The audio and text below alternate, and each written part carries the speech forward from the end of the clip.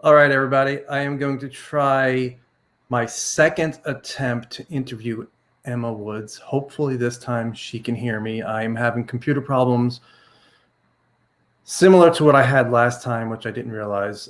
So hopefully everything goes well, and I will bring in Emma right now.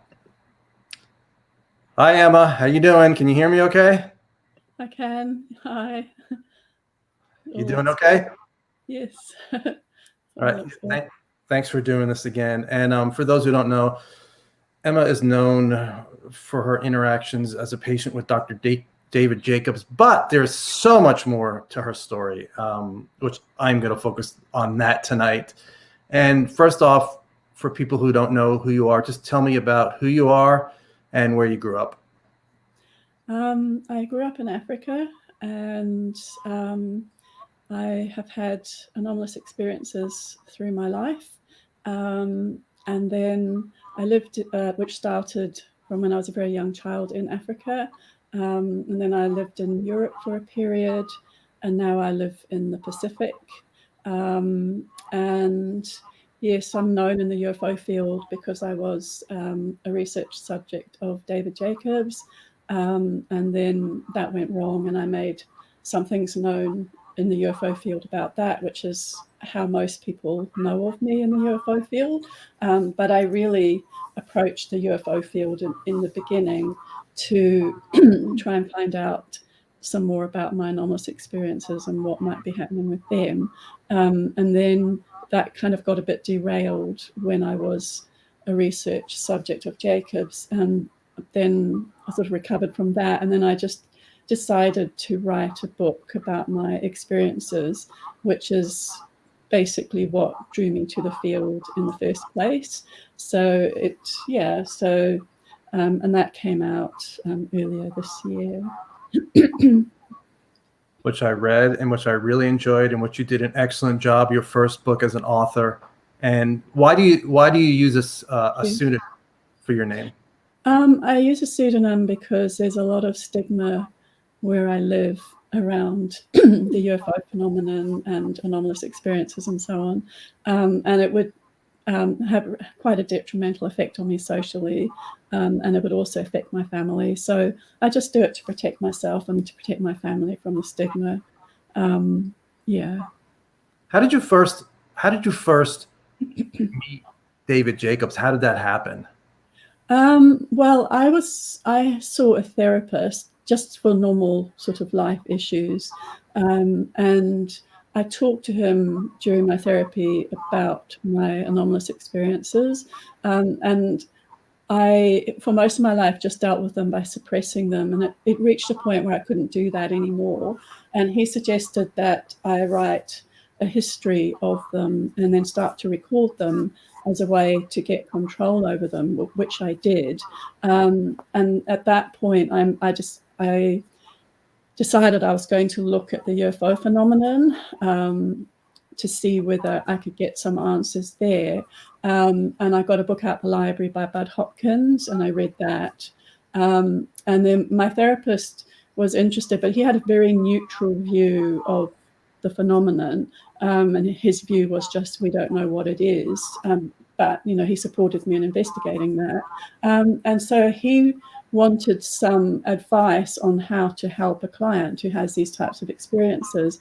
And he initially talked to some of his colleagues, but he kind of realized very early on that was not going to work because of the stigma, basically. So David Jacobs had a page on his website where he offers to send information to therapists to help them with their clients. So my therapist emailed Jacobs, and then Jacobs emailed back and sent him some information, and there was a bit of back and forth. And then Jacobs sent him his home phone number where I could call him, and so I called him. And so that's how I made contact with Jacobs. Yeah, it was very early on. Do you feel anything? I know you had your issues with him, just to put it lightly. Do you feel anything good came out of that interaction with him? I mean, in the sense that a traumatic experience can have some good with it. You learn about yourself. It's character building. In that sense, well, I mean, yeah. I mean, every experience in life, you can learn from it and get stuff from it. So in that sense, I have, but I would have preferred not to have had it, not to have learned things that way. It was a very traumatic experience. Yeah. No, I understand. So childhood, what were you like as a child? Quiet, quite a quiet, serious little kid, I think. Yeah, I liked animals. I wanted to be a vet when I was growing up.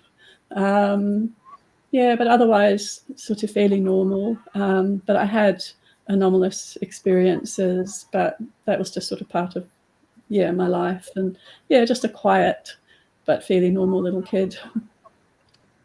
But you were very smart, which you downplay. But I mean, you talk about in the book, you say that you were so smart that you were kept out of some of the exercises in school because you were so much smarter than the other kids. Did your family think, when you talk to them now, that they say, yeah, you were really smart for your age? Because I saw it at one point, you said even at 1 year old, you were trying to express yourself with your eyes. That's what people were thinking in your family. Yeah. Yeah, my mother says that. She says that I was a very smart kid. When I was at school, I've often wondered whether I have received some kind of other education from somewhere. It's just a kind of like an underlying feeling that I have. I don't have actual memories of it, but I've always had that kind of feeling. When I went to school, it just felt familiar to me. I just picked it up in a flash. The teacher, she kind of dealt with it. She used to teach by having competitions where she'd ask the class things and then you put up your hand and so on and so forth, or you call out the answer. And I won so many of the competitions, it wasn't really working. So she just made me stop. She made me sit out. So I couldn't participate in the class. And that, it kind of contributed to me feeling like an outsider, because I'd always felt like an outsider. So, and that's partly why I put it in the book, because I know that a lot of experiences feel like outsiders, and I definitely did when I was growing up. But I mean, that might have also contributed to it as well. Yeah. I want to read something that I read last time I tried to interview you, and I cannot pull up graphics right now, so I'll just read it. You said, and it shows how open-minded you are, because our first interaction was not great. I mean, you were fine. I was a little too hard on you asking questions, but you were fine. And later on, you're like, I understand people want to ask questions, and you're one of the more, and I'm not saying anything about other experiencers, but you are perfectly fine with people being skeptical and asking tough questions, which is fantastic. And this is what you say in your book: throughout my entire life until the present day, I have had anomalous experiences that I cannot explain. Anomalous experiences, by definition, do not fit into our everyday consensus reality. They are rejected by mainstream society and have a stigma attached to them. My own experiences fit patterns that our modern Western culture explains as, quote, paranormal, end quote, UFO, or quote unquote alien abduction experiences. I have an agnostic view of these cultural explanations, and I am neither a believer nor a skeptic. However, I think that the underlying experiences giving rise to these explanations are very real, whatever their actual origin. How hard is it for you not to come to any conclusion? Because I'm not an experiencer like that, but I have opinions on all of this. I don't come to conclusions either. I don't know what's going on. Is it difficult for you not to come to a conclusion? Or at least, do you have days where you're like, you know what, I think this might be aliens, or other days where this might be something in the spiritual realm, or this might be something military / aliens, or all of the above? Do you go through all of that? Yeah, I mean, I go through all of those. And sometimes I have a feeling that on some level, I know more about it than I'm able to access, or that I'm maybe not prepared to look at because it would be too much for me or something like that. But I sometimes have a feeling that I know more about it than I'm sort of aware of. But in terms of just staying agnostic, it's quite easy for me to do that, because I tend to approach a lot of life that way anyway. So it's not really a struggle. But I do, I do often think about, what is it? And I'm always sort of looking and sort of trying to think if there are ways that I can sort of get more and more of an idea of what it is. Yeah. When was the first time you thought this could be a classic alien abduction scenario? And when was the first time you even heard about that as a possibility? Yeah, in my late 30s, I read an article in a woman's magazine, and it was signs that you're being abducted by aliens. And they had like this little list, and that was the time when I suddenly realized, I was quite amazed by that, because that list had things that I had experienced, and that was the first inkling that I had. And then I took the article out of the magazine and I kept it in my diary for a couple of years, because I was kind of resistant to that idea, but I also knew it had some kind of importance for me. And then I think that's probably what led me up to having a bit of a crisis point about it, where before then I was just suppressing it all and just trying to live like a normal person. And I think that article was a bit of a catalyst in that it took 2 years, but in the end, I couldn't sort of ignore it anymore. So it was about 2 years before. And the memories that you share in your book, were any of them remembered via hypnosis, or is everything in the book just your conscious memories, fragmented memories? Yeah, it's all my conscious memories. Some of the events I later had hypnosis on, but I had full notes about them before the hypnosis, and I was very careful to check there was nothing in the book that actually came from hypnosis. It's all my own memory. Yeah. Do you ever think, and I'm jumping ahead, if you had never met Jacobs, how different your life, as far as in this realm, talking about this, how different it would have been?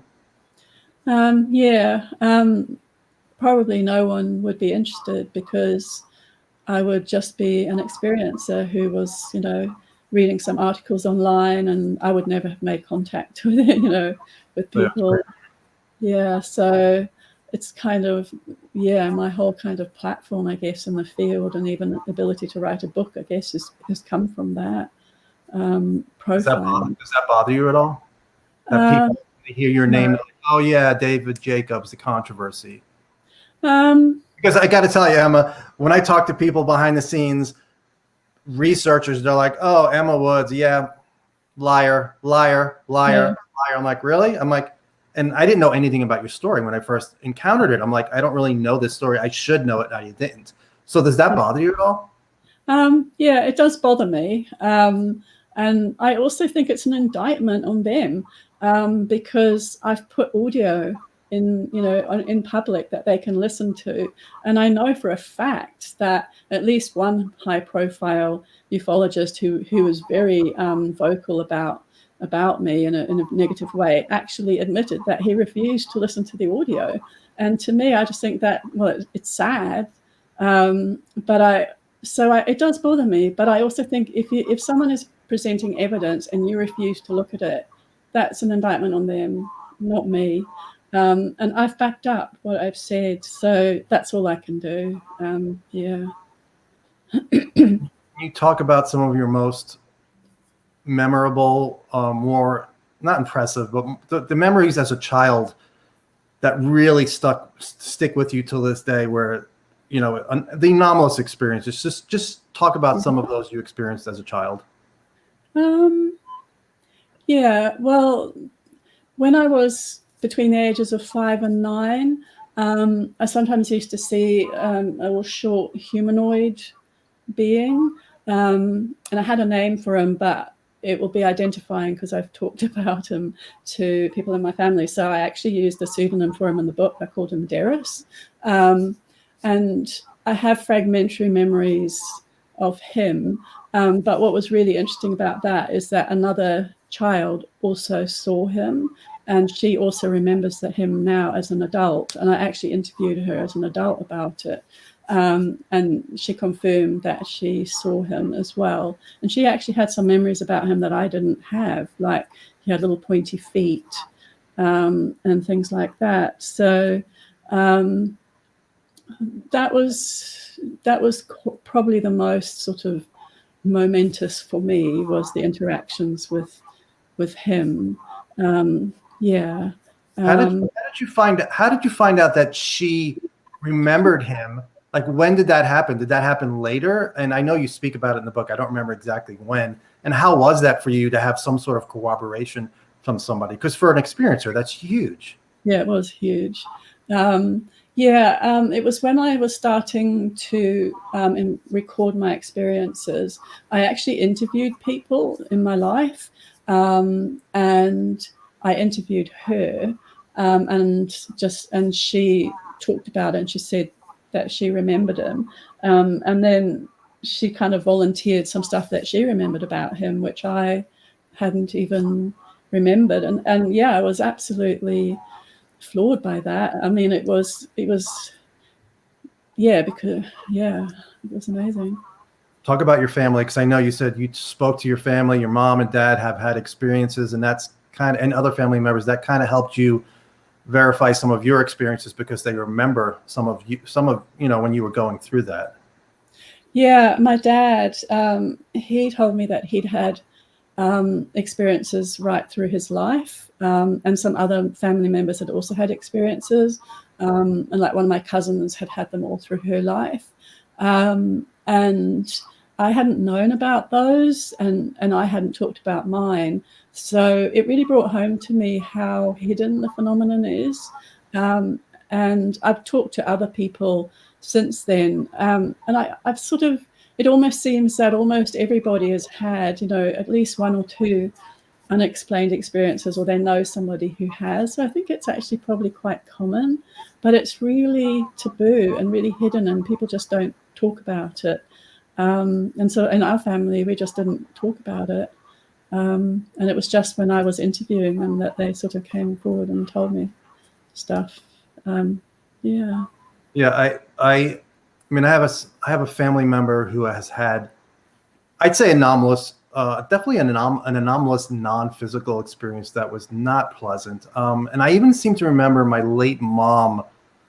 I remember my sister telling me something about how she had some sort of interaction that might have fit into the abduction scenario, but I found out about it after she passed away. It's like, why wasn't this shared early on? Because it's like you said, it's stigma, especially back then. I mean, I grew up in the 70s. That's when my youth, and there's no way would we talk about this. I went and I was interested in it. I saw Close Encounters of the Third Kind in the theater. So yeah, and I remember not too long ago, I brought it up with my dad, and I'm like, what do you think about UFOs? Because I spent a lot of time on this. And he's like, demonic, they're demonic. I don't want to talk about it. I'm like, really? I'm like, okay. He's not really that religious, but yeah, it was never discussed either in my family. But I want to ask you something about abductions, because in the book you say you basically reject the abduction narrative because it's largely primarily based on hypnosis and recovered memories. But there are a decent amount of people who have their memories intact. They have their experiences during the day. Artie Clark, if you haven't looked into her, all of her experiences are all memory, she will not take a case with hypnosis, which is really great. And a lot of the experiences are similar to the experiences with hypnosis. So it makes me think there is something to it. I still don't know what it is. I mean, Dr. Gary Nolan, I don't know if you followed his work from Stanford. He's like, the leading hypothesis is these things, whatever they are, they're either an avatar, a representation of whatever the intelligence is, or it's able to create some sort of virtual reality. So if you're seeing a little gray, it's really not them. It's just portraying itself the way it wants to be portrayed. I don't know if that's true or not. But yeah, have you followed his work at all? Sorry, could you just repeat that last bit? About Dr. Gary Nolan, some of his theories. He's a immunologist at Stanford, and he's also an experiencer, and he's Okay. He's shared some of his experiences, and he's also talked about various theories in the intelligence world. He's just, if you're an experiencer, I would think you would be overjoyed to have somebody like that going public, because it's not great for his reputation. Let's face it. I mean, he's in a mainstream university and he's talking about little men at his bed when he was younger. Yeah. Yeah. Yeah. I mean, I do think that hypnosis brings out both true memories and false memories. For me, the problem is that they're intertwined and you don't know which is which. And also it can be quite damaging to the person if they're having traumatic false memories. So for me, I don't support going down that hypnosis line. But yeah, I'm sure that within hypnosis, it probably has brought out truth as well as false memories. So it doesn't really surprise me that there will be some overlap between them. I probably would expect that. But I don't support the full-on narrative that Jacobs presents, for example, because I just believe he's creating a lot of that. However, I mean, he has hypnotized real experiences. And they, within their hypnosis, would, I think, bring out some reality as well. So I think it's a mixed bag, but because of the hypnosis, I just reject it, and I'd only be interested in looking at, for myself, I only take my non-hypnotic memories as my real memories. Yeah. Do you agree with this? I think that hypnosis would be a lot better if there were professionals, and I don't mean to, just say anything negative about anybody who was involved in this, because I know there are a lot of therapists who have worked with experiencers, but it seems like there is no mainstream, like you said, a mainstream therapist you can't go to. Even back then, if you were to go to them, they're like, yeah, you might be a little crazy. Let's do a psychological evaluation.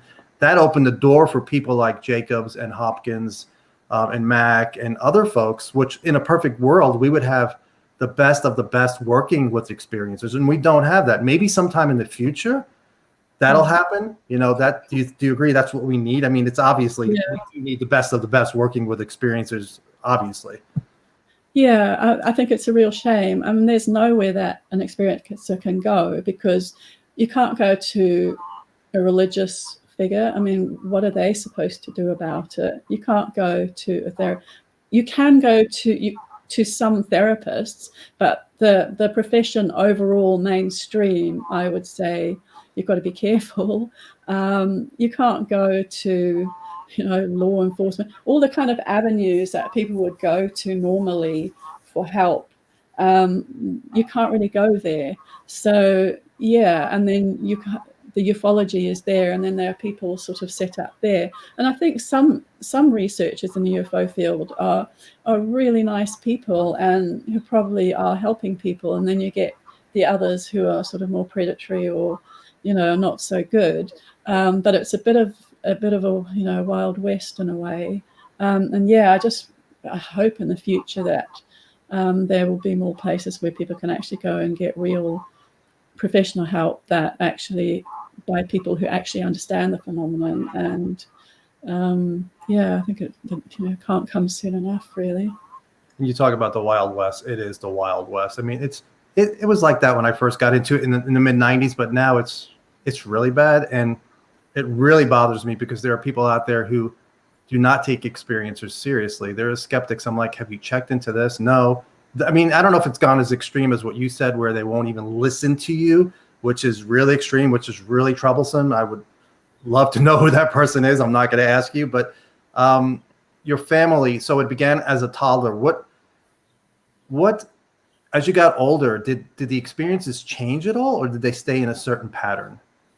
I think that they're pretty consistent through my life. And feel free to describe any of them that just stand out. I mean, they're in the book, but just a couple of them, if you don't mind.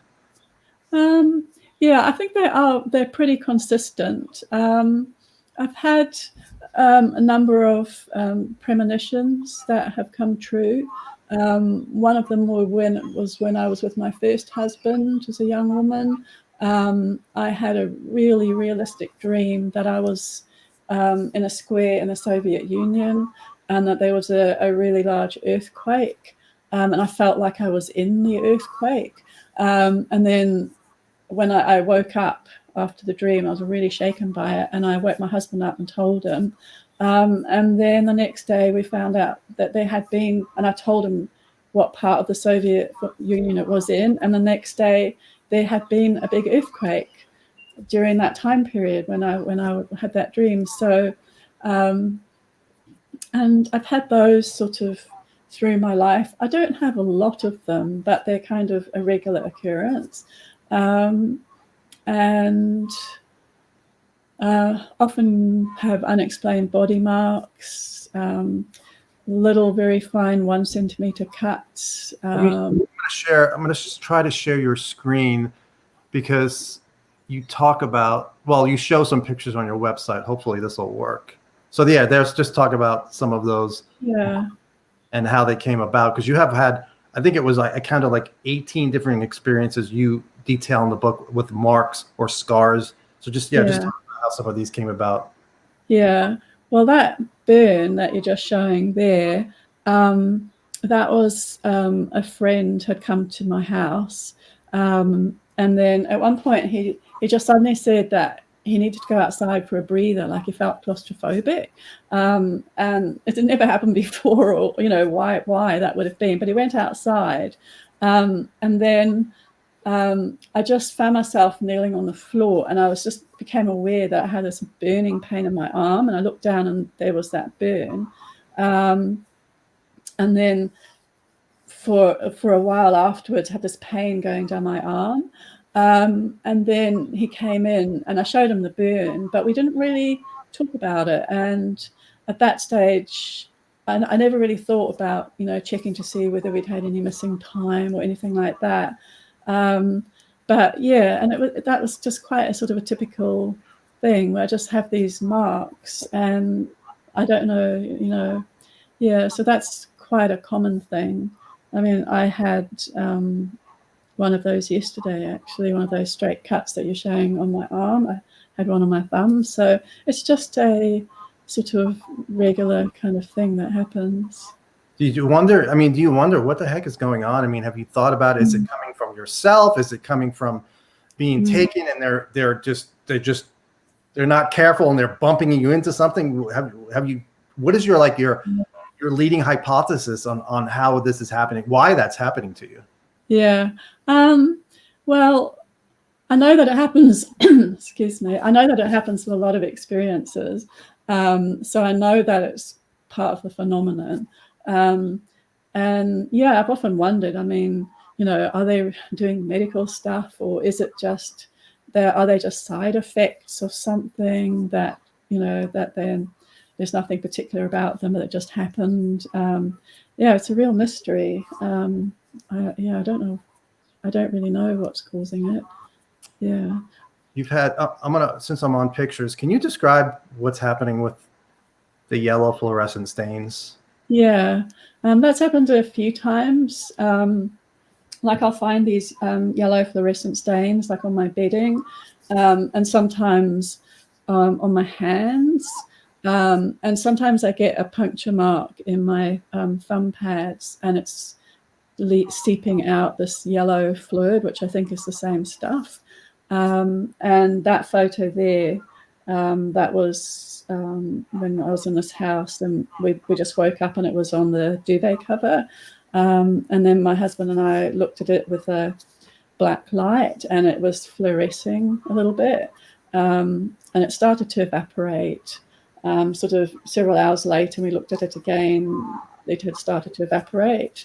So whatever it is, it's something that gradually evaporates. But yeah, I mean, it's just, I actually talked to Jacobs about these stains, and he said that he had a lot of them sent to him, and he actually had them analyzed at a lab, and they couldn't identify what the substance was. Like they ruled out things like iodine and various other things, I think tea and coffee or whatever it was. But he said, yeah, they couldn't identify what it was. But yeah, it's really odd.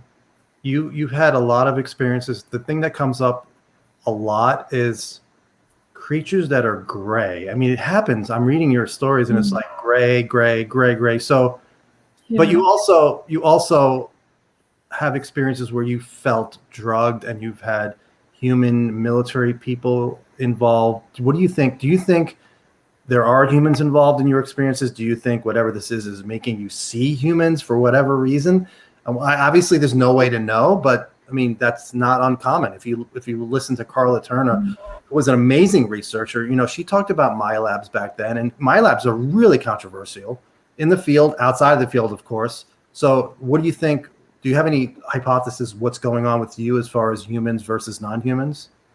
Yeah, I mean, it's something I've thought about, something I've definitely thought about. I don't know, like, because I have quite an agnostic a kind of approach to it. I don't know whether what I'm seeing is exactly what's there or whether my brain is interpreting it, because my brain is interpreting it, you know, from a human perspective, or whether something is being presented to me in a way that I can understand. So I don't know whether those beings really look the way they are, or whether those people are people or something else. And I have a bit of a resistance to, I don't think too much about the sort of MyLab military angle, because I don't want to become paranoid. And yeah, so I just, in a way, that's one area where I kind of censor myself a bit. Like, I won't really let myself go down that path, because I know that there would be absolutely no way I could ever know for sure. I could never verify anything. But I've seen people become possibly paranoid, and I don't want to go that route. So I just stay with my own way of dealing with it, which is, we don't know what it is. It could be what I'm looking at. It could be something I'm interpreting, but I can't understand. Or it could be something that's being presented to me in that way. And maybe there are some humans involved, and some, you know, things are happening. But yeah, I've thought about it, not too much. Yeah, and that's what I was talking about earlier with Dr. Gary Nolan, saying it's possible that whatever this is can make us see whatever it wants. So you can't really trust. If you're reporting seeing humans, there may not be humans there. If you're reporting seeing grays, there may not be grays there. Well, for whatever reason, it may be, I don't want to say expressing itself like that, but presenting itself like that. And like you said, there's really no way to know. I don't know if we'll ever be able to know.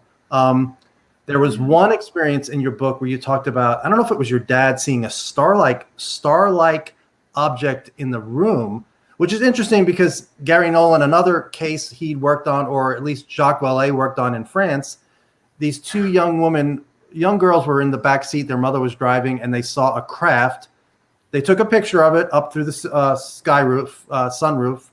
And when they took it home and they saw the picture, it was a star-like object. It was not the craft, which suggests that whatever that was is making them see a craft, but the real form is not a craft. Now, if there's something here that can do that, Emma, we're kind of screwed. I don't know how you combat that. Yeah. So, you know, I don't really have a question there, but if you have any thoughts on that. Yeah. I mean, I've often, I mean, that's why you can't trust it. It actually reminds me of an experience I had which I didn't put in the book. But I was in my old apartment, and for some reason, I just felt that I should take a photo of the sky. So I got my camera and I took a photo of the sky, and there was nothing there. And then when the photos were developed, there was this extremely bright light in the sky where I had, you know, taken the photo. And then I wondered whether it was, you know, a light leak or something like that. So I took it to a camera shop, and they said it didn't look like a light leak to them. And then they looked at the negative, And then they showed me and they said that the silver grains or something in the negative, whatever it was so bright it had caused them to bleed outside the negative. Whether that would happen with a light leak as well, I don't know. But yeah, so, but I didn't see anything in the sky when I took the photo. I just, yeah, so. Can you hear me okay? Yeah, can you hear me? I can hear you fine. My picture has frozen up, which is fine. People don't need to see me. Thanks for sharing that story that was not in your book. And I want to ask you, oh yeah, so you said that you don't buy into the Jacobs theory. Just explain for people who don't know his theory. It's about basically hybrids here, right? And they're here doing their work for whoever.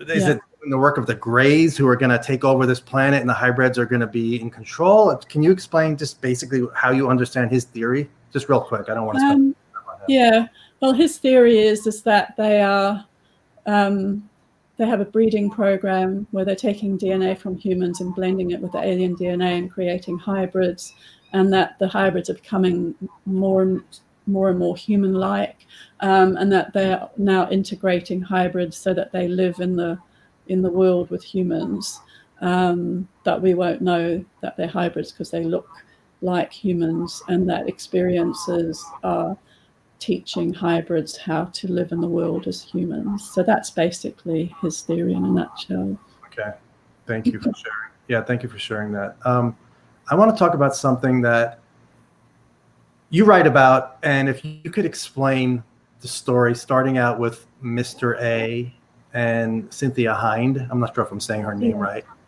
Yeah. Talk about that story, because I know a lot of people in the UFO community, including me, had never heard it, and it's really interesting. Yeah. Well, somebody who was quite active in the UFO field in a kind of, not a sort of high-profile researcher, but somebody who was quite active in the UFO field, had a lot of contacts and so on and so forth. He offered to send me his UFO books and papers before he died. So he sent me over this tea chest, and it was full of books and mountains of paper. And then I sort of gradually went through it all. And I came across this letter that he had written to Cynthia Hind, who was a UFO researcher in Zimbabwe, in Africa. And she was actually the first researcher, I think, to investigate the Ariel School case. And then she brought in John Mack, or he came in and they worked on that together. But he had sent her this letter, and then she had got cancer, and before she died, she sent his letter back to him, because she was sorting out all her papers before she passed away. And then he put his letter that he'd written to her in with the stuff that he sent to me. So that's how I got it. And in the letter, he was telling her about how he'd received a job offer from NASA to help another person interpret the aliens' language.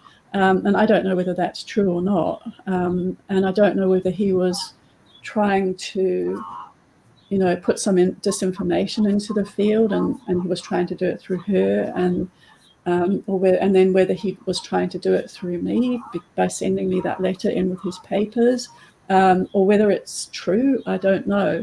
And then he had, in the letter, he said the name of the other person. And so I've done a little bit of research on that person.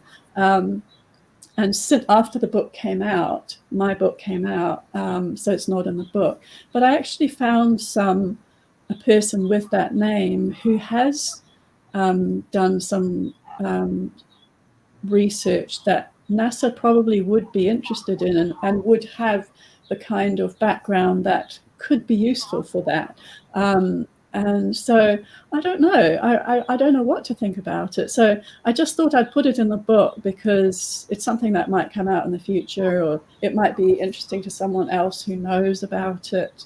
But if anybody knows anything about it, I'd love to hear about it. Yeah, and as far as you know, he was offered a job, Mr. A, yeah. analyze alien language with Mr. R, who worked for NASA, but it didn't happen as far as you know. That never happened. He was just offered the job, but he never got the chance to do it. I don't know. I have Right. no idea, because he never talked to me about it himself, and I don't know anything else apart from that letter that he wrote her. I mean, he could have done it, or I honestly don't know. He also claims that he was shown aliens they have in an underground base. Yeah, I think he said that Mr. R was shown an alien that they had. Yeah, so Yeah, that would be. Yeah, and there's various stories like that out there. Did you ever talk to Mr. A? Yeah, I was in communication with him. Yeah, yeah. On the phone, some of the things that he said sometimes made me wonder whether he might be in an intelligence agency. Nothing overt, but just some of the things he said have made me wonder about that. But I mean, he never said that he was or anything like that. So I don't know. Yeah. And you focus on various surveys, which one of them really is interesting to me because you're talking about how experiencers have related phenomena, including, you talk about Bud Hopkins' book, including seeing hooded figures. And Jim Semivan, the former CIA spy, he had a hooded figure come into his room, walk through the wall, and at that same time, one of his friends down in Florida had died. That may have been his friend. Who knows? The timing was interesting. I have my first ex-wife. And I have two, not seven. My first ex-wife, she would have this man in black stand over her bed from her all throughout her childhood. You could not see his face, wearing a black hat, like a black trench coat type of thing. It's really common. So can you just talk about how, when you first realized, related phenomena like that are part of the experience, or part of basically a lot of experiences have that happen in their lives? Yeah. Yeah. And in the book, I have a chapter in the book about some surveys that were done on experience, surveys about anomalous experiences.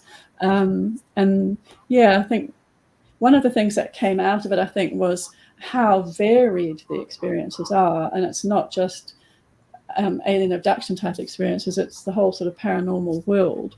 But also you can sort of see that there is a kind of commonality to them as well.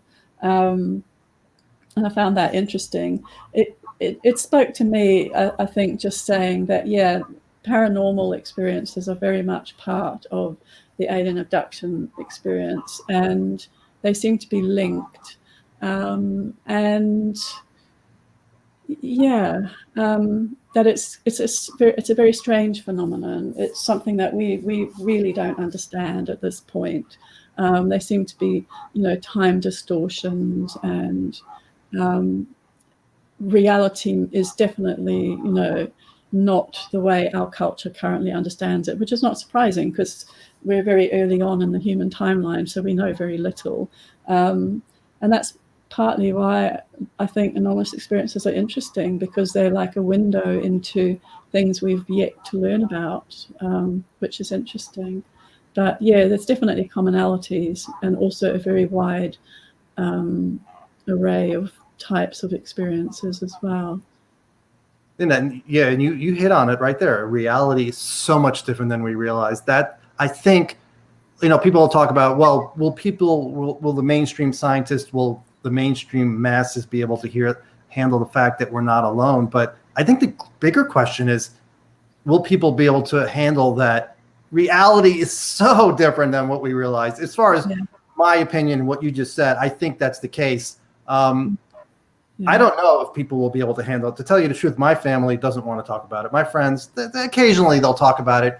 How do you feel about the events that have happened since 2017? Because more people are speaking about it. We're seeing media, a ton of media. It's not as much as I would expect. When we have, in our country, we have our Senate, they put language, the Congress has put language dealing with UFOs and dealing with whistleblowers so they can come forward. And the media response has been very muted. So how do you feel overall about the progress we've made since 2017? Because a lot of people There are people who don't think we've made progress, and there are other people who are like, we've been there, done that. So how do you feel about it? I think it's 2 steps forward, 1 step back. Yeah, I think it's interesting that I've been sort of following what's been happening in the US with, sort of releasing some videos and of course all the controversy that's around that. I don't know a lot about it. I did read the Pentagon report, I think. I think what my take when I read it was that there are unexplained objects that they don't fully understand, and they need data to understand them, but they're being hampered in collecting that data because there's so much stigma in the UFO field that people are reluctant to report what they've seen, and so they're trying to destigmatize it. And that's the way that they will try and encourage people to report what they've seen so that they can then study them and figure out what they are. That was my kind of understanding of it from the report. Right. But I think any discussion really is helpful because there's always going to be controversy and fight back and so on and so forth. But at the end of the day, I mean, people see UFOs all the time, and there must be, it's something that we don't understand. And eventually, hopefully, it means that it will lead to studies where we start to understand a bit more about what's going on. So I see it as quite a positive step. Although anything to do with intelligence agencies, I'm always careful, that they might be doing something else and it's a cover for something else. I always keep that in mind. But yeah, I think it's a good step forward, but obviously controversial. Yeah. Do you see that and think to yourself, you know what, if this is finally accepted as reality and people, the masses accept that there's something we don't know what it is, anomalous here, then I could say, you see, I've been telling you about my anomalous experiences my entire life. Now you can see I wasn't lying. Is there a part of you that would just love for, I mean, I'm sure you would love for it to happen, but do you think of that, like the future, maybe that'll happen? I would love it, but I don't hold out a lot of hope in my lifetime. Right. Yeah, maybe it would be wonderful. I'm the same way. I'm the same way. I'm excited about it. But then I come back down to reality, and I see the pushback that's going on, and I don't know. I don't know if things will happen. I don't know if it'll happen in my lifetime. I don't know if it'll happen at all. I mean, it'll happen one day. I would hope in our lifetimes it'll happen, but we'll see. And another thing we talked about online, and various people have talked about it, it's really not controversial to me, but in your opinion, can an experiencer who has had whatever type of experience, whether it's abduction or anything where something comes in the house and the experience is anomalous, can they realistically, in your opinion, call the police? Well, no, I wouldn't, because it's completely taboo in our society, and experiences are just on the fringe. We're marginalized, and if you go and call the police and say X, Y, Z has happened, they're just going to think you're mad. They're not going to help. It's pointless, and it's going to cause more problems for you because now you've got this label on you on top of everything else. And so I would guess that most experiences understand that, it's very marginalized and not accepted. And it's something that I don't see most experiences ever doing. I certainly wouldn't do it. Yeah. I mean, it's one of the situations, I think, where people end up in ufology looking for answers and help because there aren't those avenues. That you can't do it. Or if you did, you're likely to, what can they do? There's nothing they can do. Even if they were sympathetic and open-minded, there's nothing they can do. Yeah, so. Well, yeah, in our country, it's even difficult for rape survivors to come forward because police don't believe them because trauma causes such, it's the reactions from trauma, which I've read about because I did study rape cases where there are survivors who go to the police and they'll start laughing as they tell their story. And the police officer is like, this is obviously not a serious case if the person is laughing, but that's just how trauma affects people differently. So, so how is your family now? If you bring this up, do they want to talk to Do they want to talk about it with you? Are they interested in what's going on? What about your husband? My wider family, I don't talk about it. I mean, they know, some of them know about it, but it's not a kind of ongoing discussion. My husband knows about it because we live together and he's seen some things.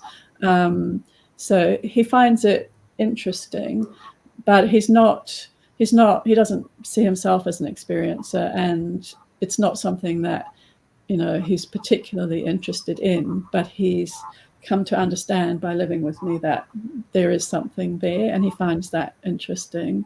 So it's not something that I talk about with people, regularly or anything like that. But yeah. So did he know when you guys met? Before you are you married? Yeah, you're married, obviously. Yeah. Before you were married, did he know? I mean, before you started dating, when in the process did he realize that you were having anomalous experiences, and then when did he have his first experience, and what was his reaction to that? Well, he started to see things very early on. And then I've sort of just gradually talked to him about stuff that's happened in the past and things like that. And then, he's just sort of over time seen things himself.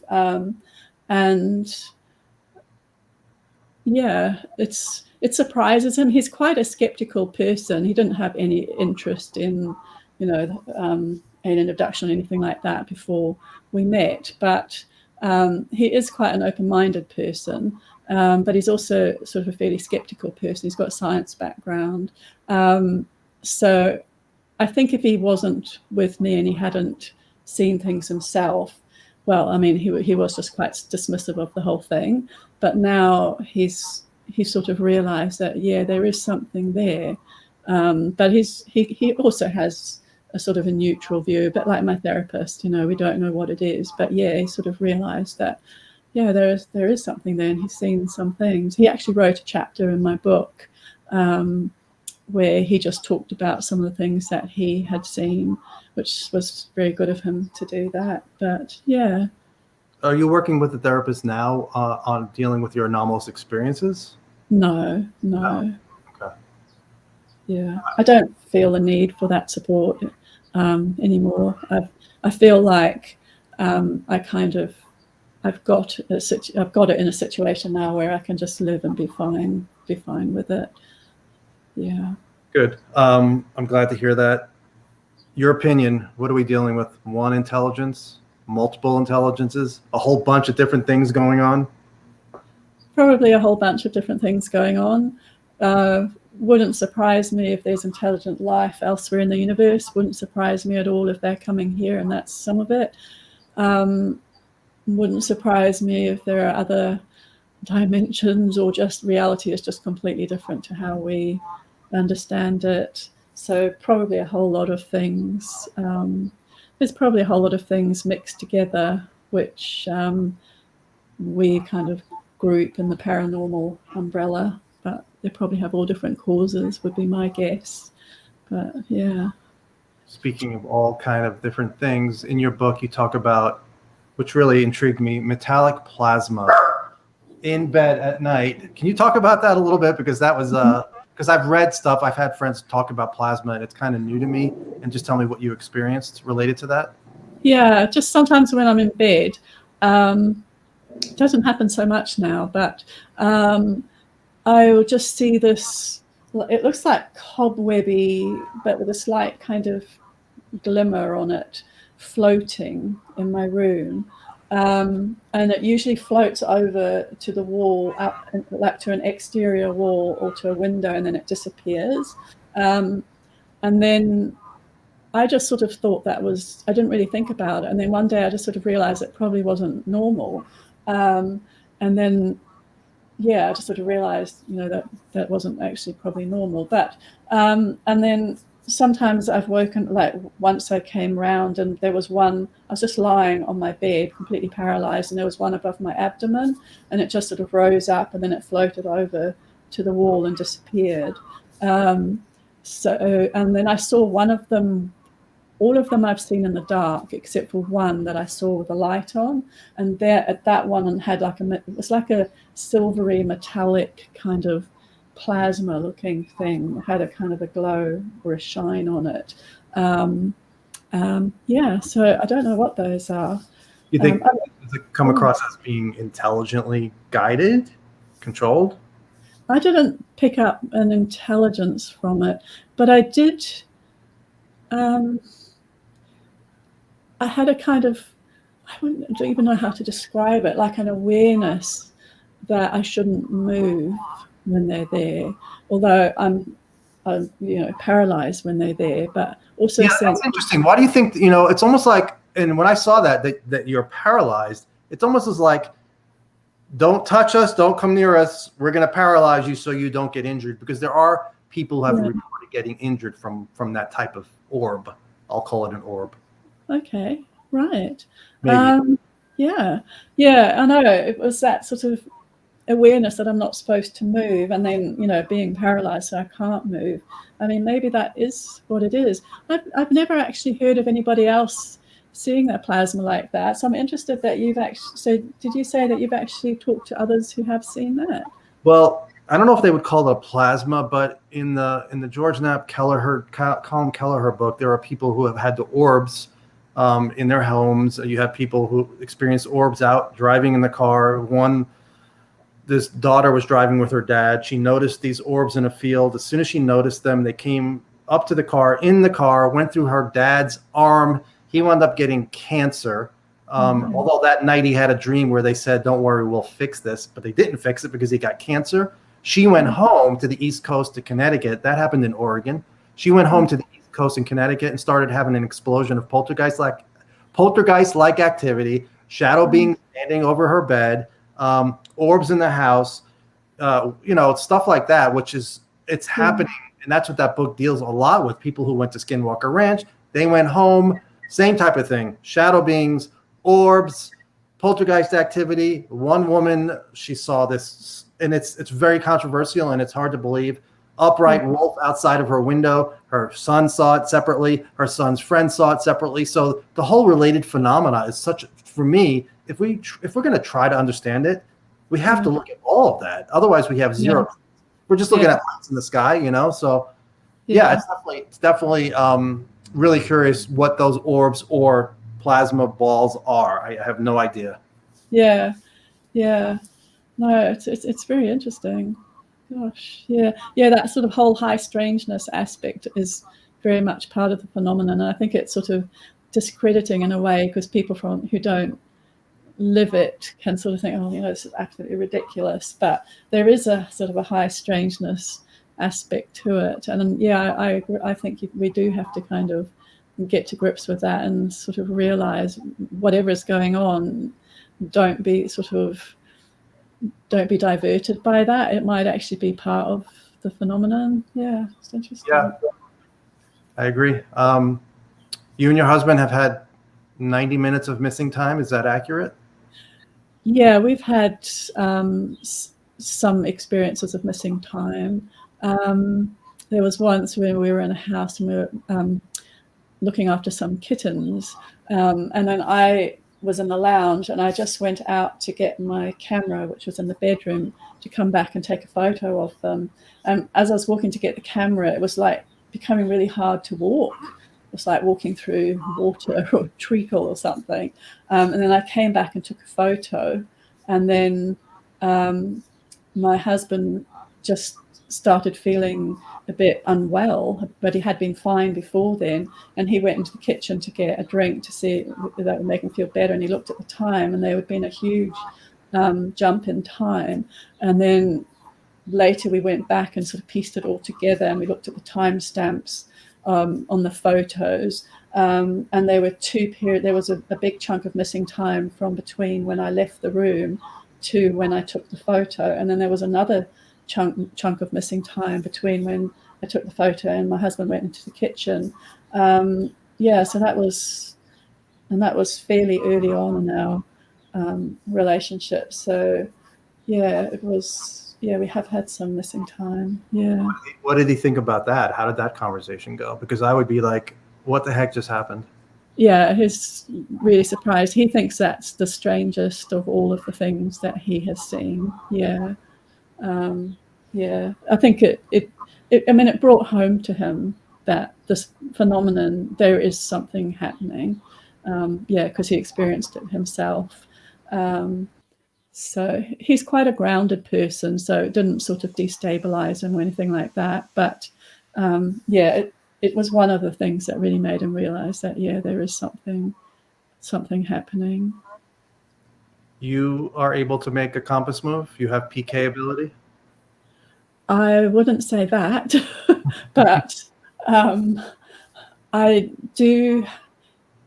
I have noticed that when there is a compass near me, it deflects a little bit over to the east. And actually, my therapist found that interesting, and my therapist actually tested that with me. And he got some really good compasses, like oil-based compasses and things like that, and it was doing that. And then he also gave me a compass to keep in my apartment, and it just completely destroyed the compass. It didn't work after that. And then my husband here in this house, he did some little tests, and then yeah, when he put it near me, it just deflects about a little bit towards the east. But I don't do it. I don't have any PK ability or anything like that. It's not something that I do. It's just something that happens when I'm around compasses. They just break down, or they just deflect slightly to the east, and I've never known why that is. Have you tried anything as far as any PK experiments? I have. I tried bending a key, Uri Geller style. And I did it for about 15 minutes, and then nothing happened, and I put it away. And then I went to lock the door with the key, and it was a little bit bent where I had done it. So I don't know whether that was delayed reaction or just a weird coincidence or what it was. But I don't believe that I have those abilities. But yeah, I have tried. Have you ever tried to do any remote viewing? I took a couple of classes, one with a former remote viewer military guy, Lynn Buchanan, and I was able to, most of my data was garbage, but there were certain things that like it just jumped out. And like, obviously somehow I acquired the target. I think we all have that ability. So have you tried that at all? See if you have any. I agree. I think we all probably have a lot of these abilities, but we just don't know it. I haven't done anything like, a course or remote viewing or anything like that. I have premonitions of things, and I wonder whether that's a form of remote viewing, but it's spontaneous. I don't control it. I'd be interested to do it, but I haven't, done any like, formal kind of things to do with it. No. You did have one experience where you thought the person had died. You had just showed up at their house. I'm not sure how old you were. Yeah. You knew, and I've had two experiences like that. One, when I was younger, I had a dream that my schoolmate's mom died. I knew nothing about her, and next day I go in, her mom died. And then when I was volunteering with dying people, this one particular guy was not on the verge of dying. He had emphysema, but no, he wasn't. I had not seen any changes in his health. And I go home, have a dream that he dies. Go in the next day, the nurse is like, I need to talk to you before you go in. I'm like, Frank died, right? She goes, how did you know? I'm like, I dreamt about it. And she didn't even bat an eye, because nurses encounter that all the time. But you had it. How old were you when you had that feeling and then found out the person died? Yeah, maybe 11, 12, that sort of age.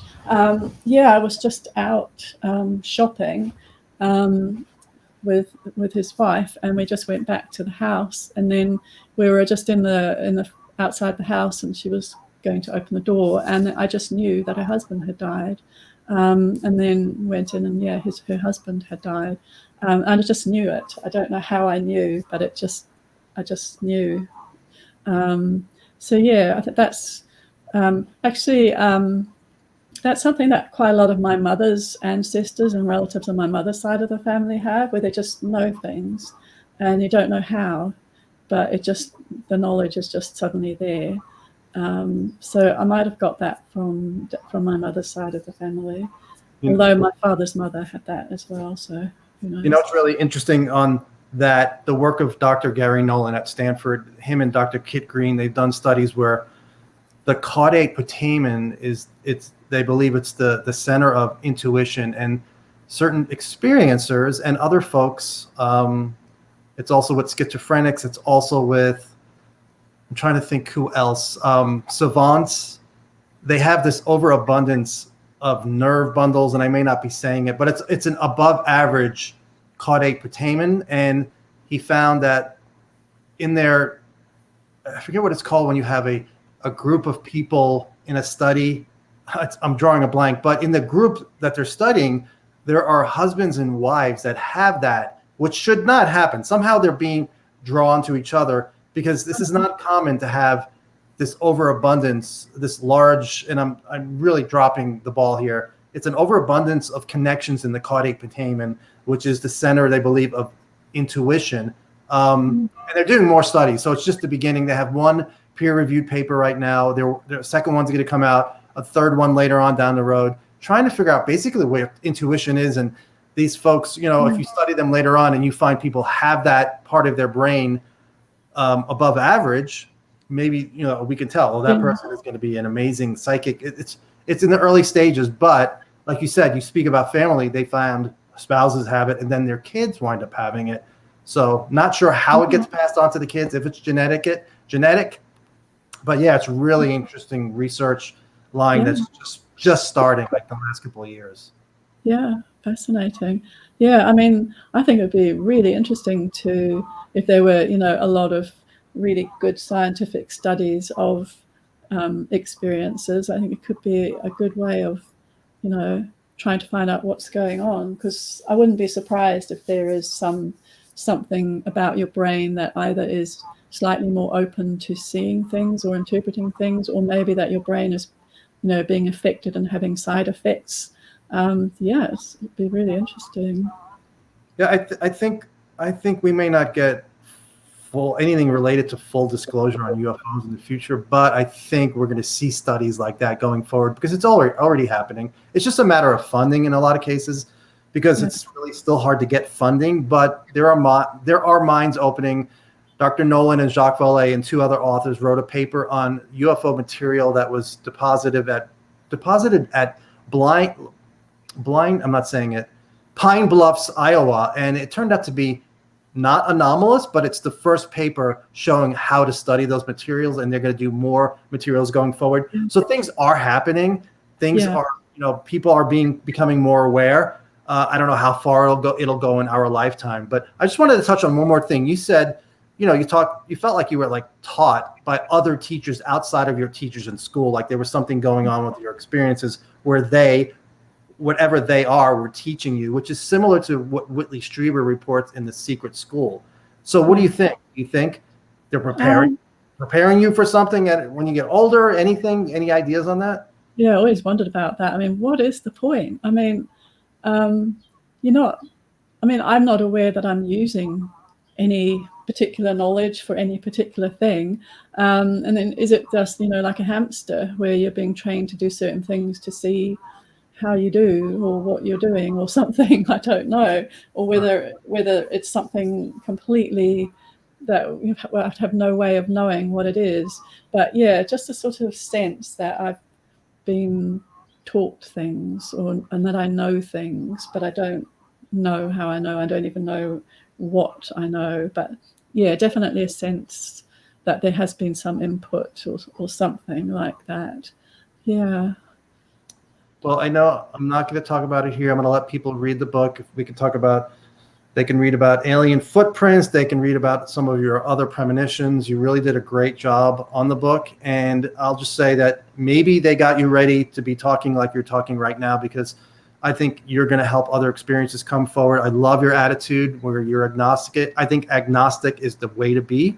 So you should be proud of yourself, Emma, because it's really for you to go through all of that and to go through everything you went with Jacobs. And now you've written a book. And I know you have more books in you that are coming out. And I just want to thank you for doing this and really, yeah, be proud of yourself. It's a really great book. Great job. Oh, thank you so much. I really appreciate it. And thank you for having me on the show. You're welcome. We'll talk soon. Okay. Bye. Thank you. Bye-bye.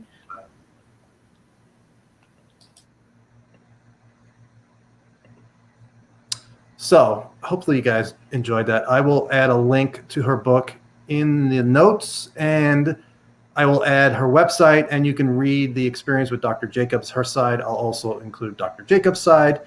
But like I said, she's about so much more than that. And I did not want to focus on that. And I'm glad we did not. I know a lot of people want to hear it because it's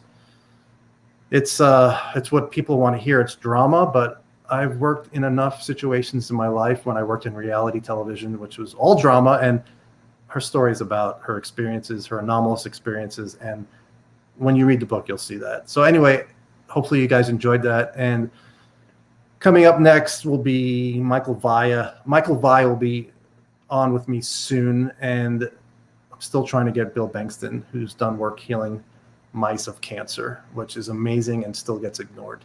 So everybody have a good night or a good day whenever you're watching this. We had technical problems the first time, so I didn't go live, and we made it through, which I'm really relieved.